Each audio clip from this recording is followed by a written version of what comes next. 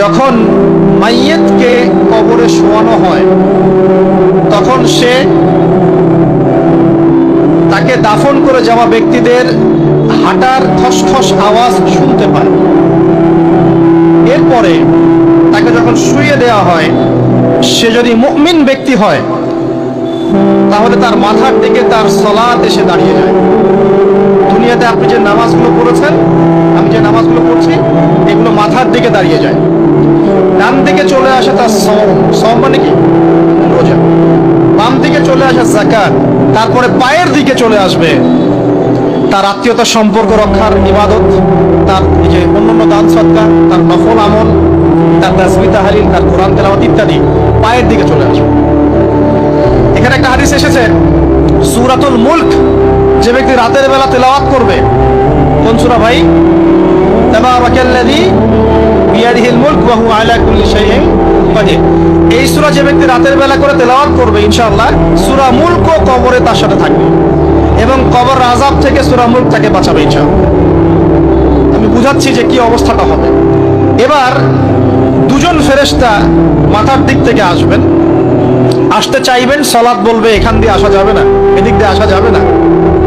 ডান দিক দিয়ে আসতে চাইবেন, এদিক দিয়ে আসা যাবে না। বাম দিক দিয়ে আসতে চাইবেন, যাকাত বলবে এদিক দিয়ে আসা যাবে না। পায়ের দিক দিয়ে আসতে চাইবেন, আমলগুলো বলবে এদিক দিয়ে আসা যাবে না। তারপরেও তারা আসবেন, চোখগুলো হবে নীল এবং কালো বর্ণ, নীলাভ চোখের, কালো। মুনকার নাকি? উঠে বসিয়ে দেওয়া হবে। এবার তিনটা প্রশ্ন। প্রথমে প্রশ্ন হচ্ছে কি, মান রব, তোমার রবকে? তখন মুমিন বান্দা বুক ফুলিয়ে বলবে রব্বি আল্লাহ, আমার রবকে আল্লাহ। পৃথিবীতে যে ব্যক্তি আল্লাহর সাথে শিরিক করে নাই, আল্লাহ তাওহীদের উপর থেকেছে এবং তার উপরে মৃত্যুবরণ করেছে, ইনশাআল্লাহ সে ব্যক্তি এর উত্তর নির্দ্বিধায় দিতে পারবে। আর দুনিয়াতে যে বা যারাই আল্লাহর সাথে শিরিক করবে, আল্লাহর সাথে শিরকের পাপে লিপ্ত হবে, ওই অবস্থায় মারা যাবে, তাওহীদের উপর থাকবে না, কোশ্চিন কালেও মান রব্বুক উত্তর দিতে পারবে। তারপরও প্রশ্ন হয়ে যাবে মা দীনুক, তোমার দিন কি ছিল? মুমিন বান্দা উত্তর দিবে কি? দীন ইসলাম, আমার দিন ছিল ইসলাম। এখানে শুনে রাখেন, পৃথিবীতে যারা ইসলামকে পরিপূর্ণরূপে পালন করবে তারাই এই উত্তর দিতে পারবে ইনশাআল্লাহ। যারা ইসলামকে ঠাট্টা বিদ্রুপের হাসি তামাশার পাত্র বানিয়েছে, মন চাইলে কিছু করি, মন চাইলে কিছু করি না, সহজগুলো একটু আমল করি, বাকি কিছুর আমল ধারি না, হ্যাঁ, নামাজ পড়ি, সুদ ছাড়তে পারি না, ঠিক আছে, বছর বছর ওমরা করি, এদিকে ঘুষ দুর্নীতি ছাড়তে পারি না, ইসলামকে ঠাট্টা তামাশার পাত্র বানিয়েছে, এরা কোশ্চিন কালে উত্তর দিতে পারবে না মা দীনুক। দিনে পরিপূর্ণরূপে ইসলামে প্রবেশ করতে বলেছেন আল্লাহ রাব্বুল আলামিন। যারা পরিপূর্ণরূপে ইসলামে প্রবেশ করবে এবং ইসলামের প্রতিটা মৌলিক বিধান মেনে চলবে, ইনশাআল্লাহ তারা এর উত্তর দিতে পারবে। এরপরে আসবে তৃতীয় প্রশ্ন। নবী সাল্লাল্লাহু আলাইহি ওয়াসাল্লামকে দেখানো হবে। যখন দেখানো হবে তখন সূর্য যখন ডুবে যায়, যে দৃশ্যটা আমরা দেখতে পারি না, ওই দৃশ্যটা ভেসে উঠবে এবং মুমিন বান্দা অস্থির হয়ে যাবে, বলবে আমাকে ছেড়ে দাও, আমি নামাজ পড়বো। তার কারণ তার কাছে মনে হবে যে আসরের ওয়াক্ত হয়ে গেছে, আসরের ওয়াক্ত হয়ে গেছে, আসরের ওয়াক্ত চলে যাচ্ছে, আমাকে নামাজ পড়তে হবে। চিন্তা করেছেন? ওই যে একটা হাদিস আছে না, যে 7 শ্রেণীর মানুষকে আল্লাহ রাব্বুল আলামিন আরশের ছায়া দিবেন। তার মধ্যে এক শ্রেণীর মানুষকে, যার অন্তর মসজিদের সাথে ঝুলে থাকে, তার মন মসজিদের সাথে ঝুলে ছিল, এই সূর্য ডুবে গেল বলে আমাকে ছেড়ে দাও, আমি নামাজ পড়তে যাব। তখন ফেরেশতারা বলবেন তোমাকে নামাজ পড়তে দেয়া হবে, তবে তার আগে তুমি এর উত্তর দাও। কি উত্তর?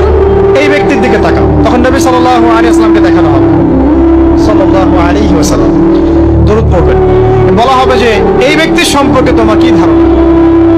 মান হাযা রাজুলু বুইসা ফিকুম, এই ব্যক্তিকে যাকে তোমাদের কাছে পাঠানো হয়েছিল।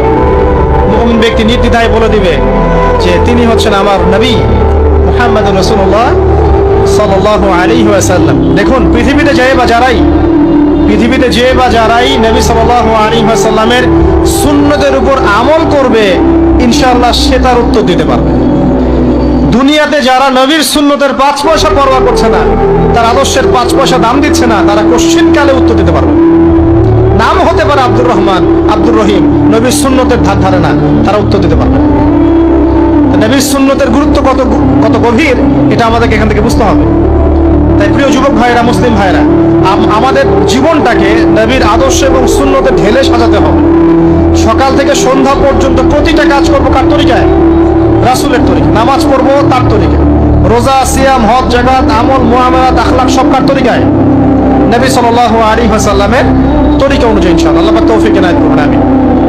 এবার ফেরেশতা দুজন জিজ্ঞাসা করবেন, অবাক হয়ে, যে তুমি কিভাবে এটা জানলে? তুমি কিভাবে এই তিনটা প্রশ্নের উত্তর দিতে পারলে? কারণ বেশিরভাগ মানুষ তো উত্তর দিতে পারবে না, বেশিরভাগ মানুষই এই উত্তর দিতে পারবে না। কারণ কিয়ামতের মাঠে 1999 জন মানুষ জাহান্নামে যাবে। তো এটা কঠিন পরীক্ষা।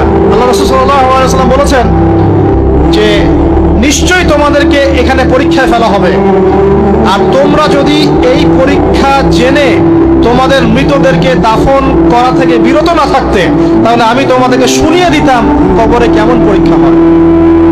মানে যদি আমরা শুনতে পারতাম যে কবরে কেমন পরীক্ষা হয়, আমরা ভয়ে আমাদের মৃতদেরকে দাফন পর্যন্ত করতাম।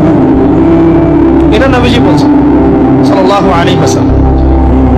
তাকে জিজ্ঞাসা করা হবে যে তুমি কিভাবে জানলে এটা?